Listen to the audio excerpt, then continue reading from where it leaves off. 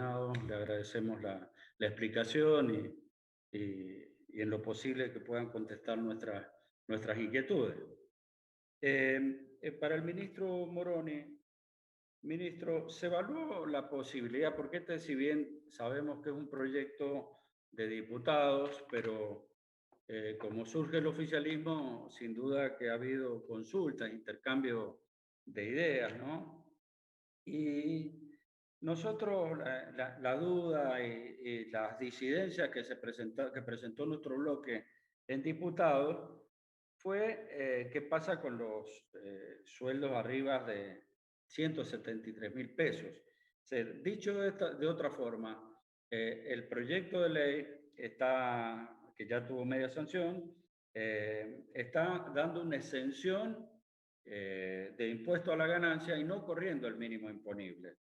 Entonces, esto sin duda no tiene ningún efecto ni se pierde la gradualidad o progresividad del impuesto para aquellos sueldos mayores de 173.000 pesos, dado que lo ha dejado en manos del Poder Ejecutivo y de la reglamentación encontrar alguna racionalidad entre los sueldos de 150 a 173.000. Entonces, si se evaluó estas dos posibilidades, o de correr el mínimo o directamente, o por qué se optó la exención, pues hubiera corrido el mínimo, seguíamos teniendo una progresividad.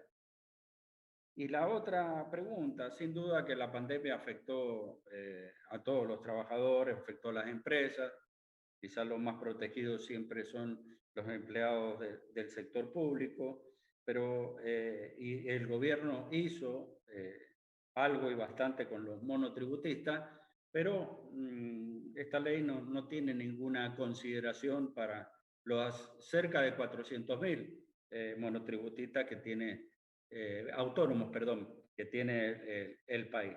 Entonces, ¿alguna consideración sobre esto, ministro Moroni? Y para el secretario, para Arias, dos consultas, son varias, pero después las debatiremos. ¿Por qué el tema de la deducción de los intereses bancarios? Usted sabe que tenemos una gran problemática con los créditos UVA, ha habido ya como 5 postergaciones de congelamiento.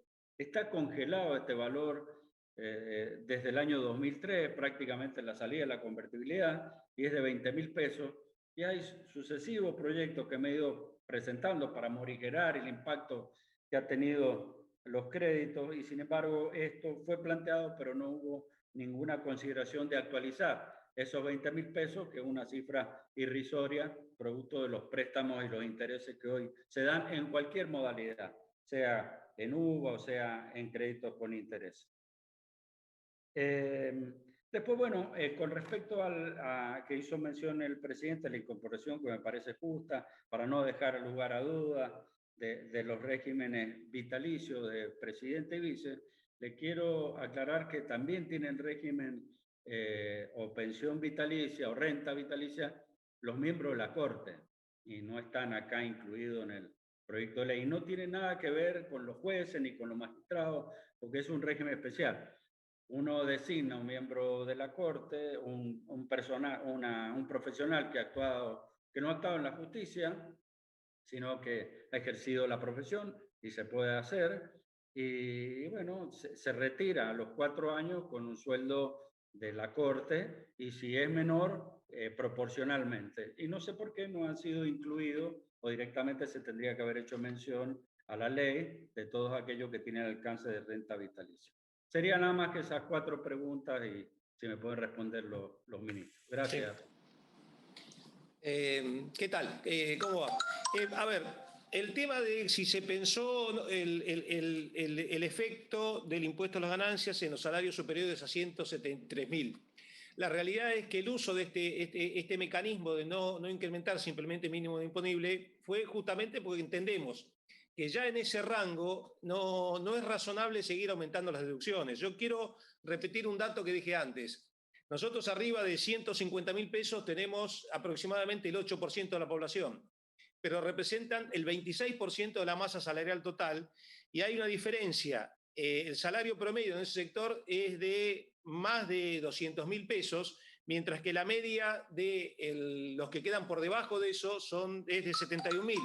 Así que nosotros lo que consideramos que era un buen mecanismo concentrar nuestro esfuerzo en este rango y que el rango superior a 173.000, que incluso es menor, estamos hablando de menos de 500.000 personas, con un ingreso muy importante para lo que son los ingresos medios de Argentina, no era justo seguir aumentando las deducciones. Nos parecía que de este modo manteníamos la progresividad del impuesto.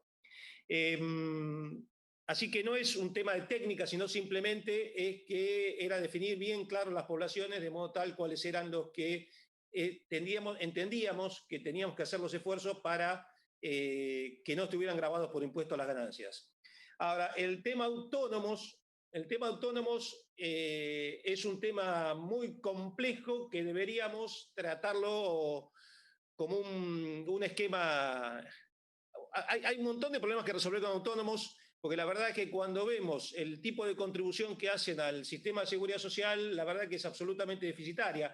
Lo mismo nos pasa con monotributos, con lo cual la verdad que esta situación de tratar de un modo distinto a los trabajadores en relación de dependencia de los trabajadores autónomos tiene sus motivos en que en rigor el sistema previsional está siendo sostenido básicamente por los trabajadores en relación de dependencia y las otras categorías de aportantes, la verdad que son ampliamente deficitarias. Así que entendemos que hay una situación lógica de ver que tratarlos de modo distinto a lo que son trabajadores en relación de dependencia de los trabajadores autónomos.